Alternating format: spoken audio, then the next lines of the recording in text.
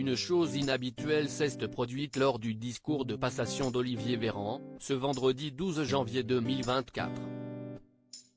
L'ancien porte-parole a eu quelques mots émouvants pour ses enfants Romain et Nina.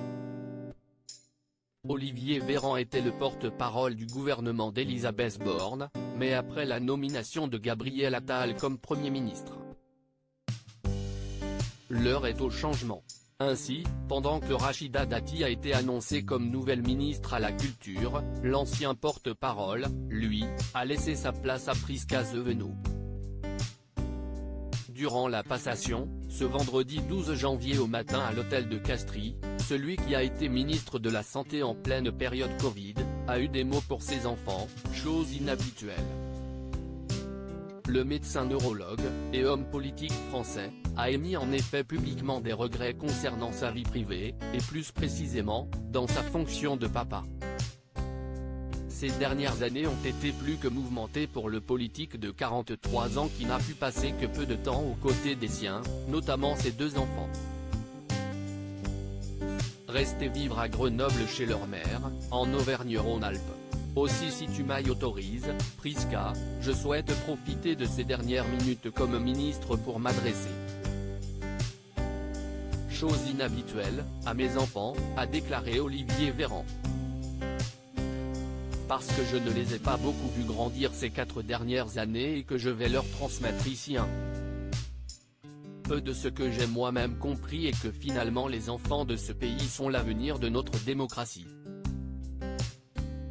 Qui sont les enfants d'Olivier Véran, Romain et Nina? Celui qui a été en couple avec la députée de l'Hérault, Coralie Dubost, devenue maman depuis, est papa d'une fille de 12 ans et d'un fils de 9 ans. Romain et Nina, nés de son union avec Camille Lehen, gynécologue obstétricienne. On avait pu le voir heureux de les retrouver lors d'un week-end en 2021. Qu'il avait immortalisé en le partageant sur son compte Instagram. À l'époque, il semblait apaisé et heureux de pouvoir les serrer dans ses bras. Éloigné géographiquement et très occupé sur le plan professionnel, Olivier Véran a dû en effet rater plus d'un moment important aux côtés d'eux. Et ce jour si important de passation, le politique n'a pu s'empêcher d'avoir une pensée pour eux.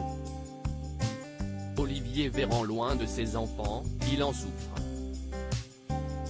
Selon Paris Match, la gorge d'Olivier Véran se nouait déjà à l'époque de la crise sanitaire, dès qu'il évoque sa fille et son fils.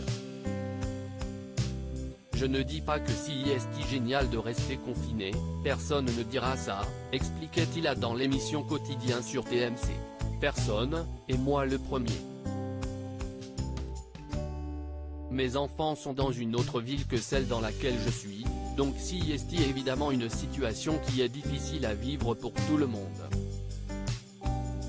Ce 12 janvier, il a affirmé qu'il était important pour tous de rester à l'écoute, et d'éviter que la confiance des Français dans les institutions ne laisse place à la défiance à force de ne pas écouter. La défiance conduit à la colère à force de ne pas se parler. En politique cela nourrit la haine envers les institutions et ceux qui les portent et ça les populistes s'en repaissent, a conclu l'ancien porte-parole du gouvernement français.